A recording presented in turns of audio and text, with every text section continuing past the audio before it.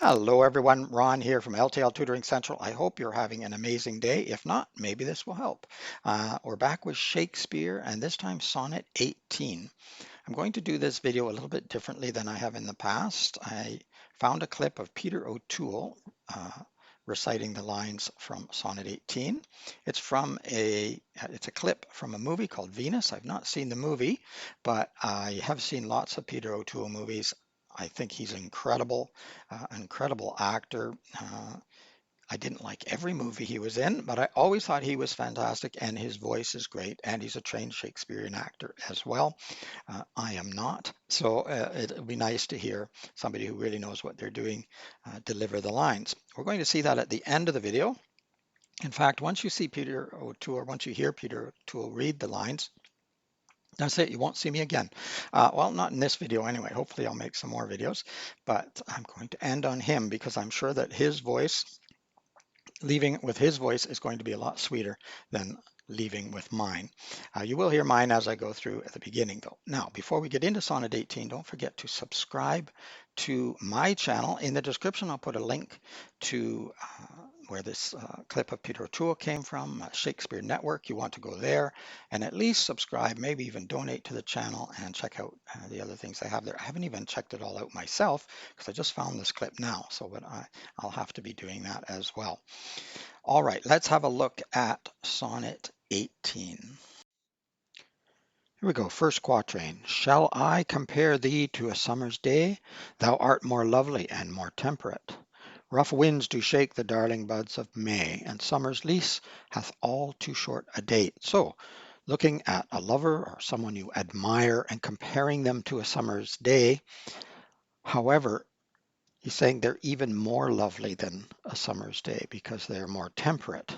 Summer's day can have very rough winds. You can have storms that shake the buds, shake the branches of the tree, the buds of May, and summer's lease hath all too short a date.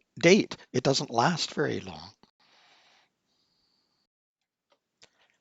Sometime too hot the eye of heaven shines, and often is his gold complexion dimmed, and every fair from fair sometime declines, by chance or nature's changing course untrimmed. So again, comparing to summer, sometimes the sun is too hot, the eye of heaven, and or his gold complexion is dimmed, covered up by storm clouds, and every fair from fair sometime declines either by chance or by nature's changing course. So it just doesn't last.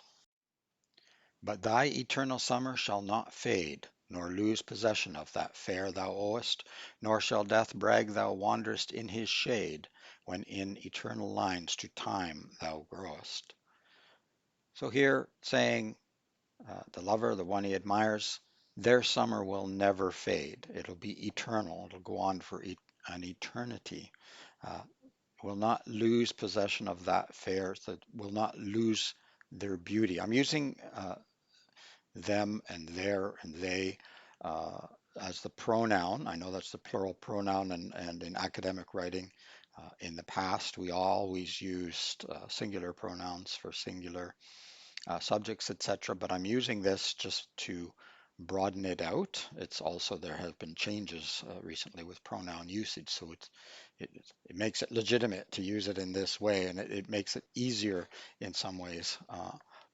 This is Shakespeare probably writing about a man looking at a woman, but I think that you can take it in many ways. So I just wanted to give that little grammar explanation there in case you've taken one of my other courses.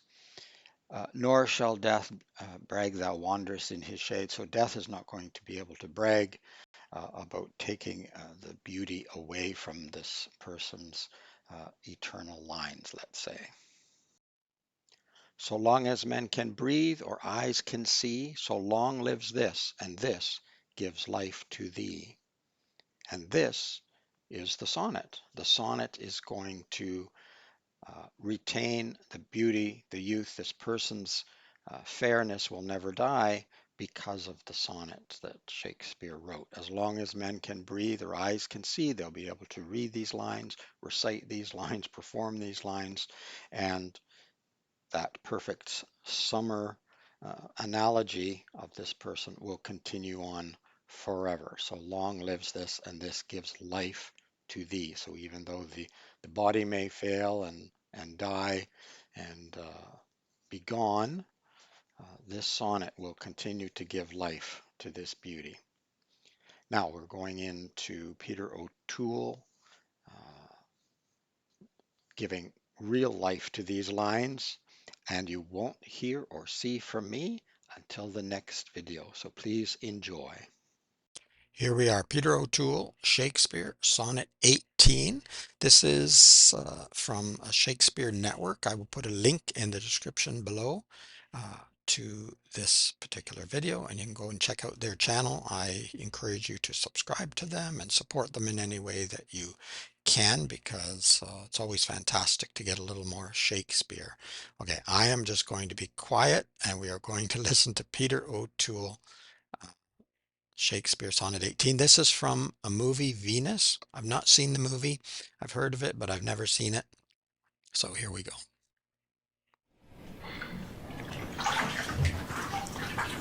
Shall I compare thee to a summer's day? Thou art more lovely and more temperate. Rough winds do shake the darling buds of May, and summer's lease hath all too short a date. Sometime too hot the eye of heaven shines, and oft is his gold complexion dimmed, and every fair from fair sometime declines, by chance or nature's changing course untrimmed. But thy eternal summer shall not fade, nor lose possession of that fair thou owest, nor shall death brag thou wanderest in his shade, when in eternal lines to time thou growest. So long as men can breathe and eyes can see, so long lives this, and this gives life to thee.